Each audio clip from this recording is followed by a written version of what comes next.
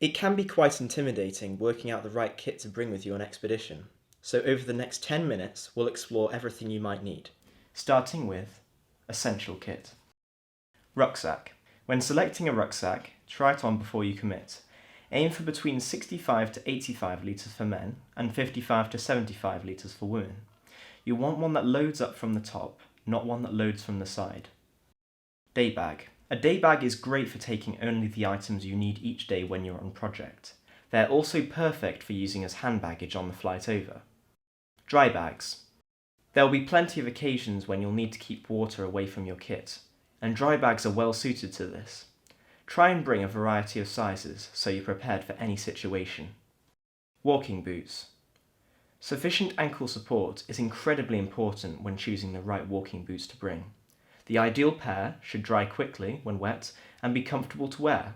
You'll be living in them almost constantly while you're out there, so it's worth breaking them in ahead of time. Sleeping bag. For the projects we run, a 2 or 3 season sleeping bag will be ideal. Bring a 3 season if you tend to feel the cold, otherwise a 2 will be fine. As with most kit, the smaller the better. Sleeping bag liner. Sleeping bags can get dirty over 13 weeks, so make sure you have a liner with you. You can buy these purpose-made, or you can improvise with a spare bed sheet. They also work as a replacement sleeping bag when it's too hot to use your main one. Sleeping mats. Generally, there are 2 types of sleeping mat, those made from foam and those that self-inflate. Choosing between them comes down to your budget and personal preference. Both should give you a good night's sleep. Mosquito net. Risk of malaria and dengue fever in some areas makes a mosquito net an essential item. Check that yours is a box-shaped net for maximum versatility. Most brands will have been pre-dipped in a mosquito-repelling chemical, but double check. Purification tablets. We supply 25-litre purification tablets for static project sites, but you'll need your own 1-litre supply for trekking and as a backup. Between 50 and 75 should be fine. Water bottle or pouch. Everyone on an expedition needs to be capable of carrying 3 litres of water, making a 1-litre water bottle and a 2-litre water pouch ideal. On trek, for example, water can be purified in your 1-litre container and then added to your 2-litre pouch when it's ready. Popular brands include Camelback, Platypus and Life Venture. Head torch. Electricity, when on project, is hard to come by, so you'll get good mileage out of a head torch. Those equipped with a red light are great for keeping attention from insects to a minimum. You can bring spare batteries for these, or purchase more while you're here. Mess tin. You'll be eating from a mess tin the entire expedition, although it doesn't necessarily have to be a metal one. Cooking is done in separate containers. It's a good idea to mark your tin with your name beforehand so you can tell it apart from others. Mug and cutlery. Mugs made from plastic, enamel or metal are all fine. If you don't want to carry a full cutlery set, a spoon is the most essential item. Sporks on their own are even better. Sunglasses. Check that your sunglasses provide adequate protection from UV radiation. It's also a good idea to store them in a case. It's quite easy for them to break when packed together with other kits. Watch. A basic watch will be fine, although those with water resistance and an alarm are both useful. Avoid expensive watches, especially if they look it. First aid kit. Rally-specific first aid kits can be bought in the UK from several different companies. The names of these, along with a full list of required items for those putting together their own kit, are available in your kit list document. Vitamins are included in the kit to supplement basic diets when living with remote communities. Wash kit. It's a good idea to put together a wash kit to keep all your toiletries in one place. Don't forget the basics like deodorant, toothpaste and shampoo. Bring as many biodegradable products as possible. This includes soap for washing your clothes. Towel or sarong. Any towel will do, although quick-drying travel towels have their advantages over the regular kind. For a lighter weight option, you can even bring a sarong instead. Copies of documents. In case of loss or theft, it's important to have a photocopy of your passport, along with any copies of vaccinations you've had, personal travel insurance policies, and an emergency telephone number. Keep a note of the serial numbers on your traveller's checks if you bring them. Next up, recommended kit. Camera. Personal cameras can always be charged at fieldbase every 19 days, but access to electricity whilst on project isn't guaranteed, so you might want to bring spare batteries. If you're concerned about loss, it's a good idea to take out an insurance policy separate from rallies. String or cord.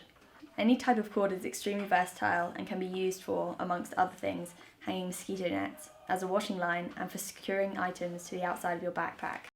Gaffer tape.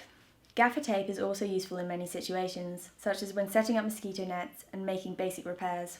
Hardware stores will sell rolls cheaper than outdoor stores, and a small amount can be wrapped around a water bottle as an alternative to bringing a whole roll. Sewing kit. A basic sewing kit will come in useful for your kit if it's been broken and gaffer tape isn't quite up to the job. For more major damage, new clothes can always be bought while you're here. Padlock. If you want to make sure your items are extra secure whilst in storage, bring a padlock. Note that if you'll be travelling through the USA, only TSA-approved locks will be left intact by baggage inspection staff. Penknife or multi-tool. Pen knives are invaluable for their tin opener, scissor and blade attachments, although any other functions will also be useful. Bungee cord. Bungee cords are primarily used for attaching extra kit to the outside of your backpack, especially when trekking. You'll likely find some other uses for them along the way. Finally, some optional kit. Trekking poles. These are a matter of personal preference. Bring them along if you find they help, but remember, they're one extra item to carry. Journal and sketchpad. We give you a structured journal to help you reflect on your experience while you're here, but many people like to put together their own personal memories in a journal or sketchpad. Playing cards. For those occasional moments of downtime, a pack of cards never goes amiss. They're also a great tool for bonding with a new community. Books or an e-reader. A couple of books or an e-reader are great for the flight over, and opportunities to read will always arise when you're here. Phrasebook. If you bring along a phrasebook, try and get one that reflects Latin American Spanish. You'll find there are subtle differences between it and European Spanish. Photos of home. Photos of your family are a great item to bring when you're staying with a community and gives them an opportunity to glance into your life back home. Now on to essential clothing. The numbers given are intended as a minimum. Feel free to bring more for comfort if you have space. First up, 2 long-sleeved t-shirts. Aside from keeping warm, these are great as preventing mosquito bites during the evening and early mornings. T-shirt times 2. 2 normal t-shirts for day-to-day wear. We also sell rally t-shirts at fieldbase if you decide you'd like something more while you're here. Fleece times 1. A fleece may seem unnecessary, but at altitude it can get cold at night.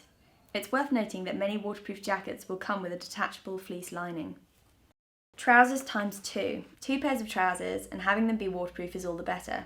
Many outdoor shops will sell ones that let you zip off the material below the knee, which means you'll also have 2 pairs of shorts. These are perfect for day-to-day wear and general use while keeping cool in the hot sun. Socks and underwear, between 4 and 7 pairs. Don't forget the essentials. 4 to 7 pairs of underwear and socks should be enough to keep you going. Waterproof jacket. Even if you're here during the dry season, there's always risk of rain depending on your project. A waterproof jacket will help keep you dry. Working gloves. A good pair of working or garden gloves will save you from blisters on your hands when using any number of the tools on project. A wide-brimmed hat.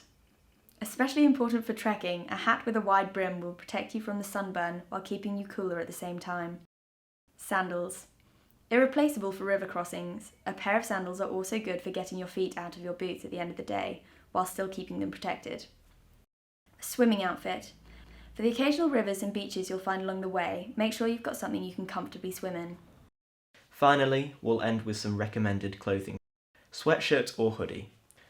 On cooler evenings, a sweatshirt or a hoodie can be a welcome extra layer that takes up less space than a fleece in your bag. Trainers and flip-flops.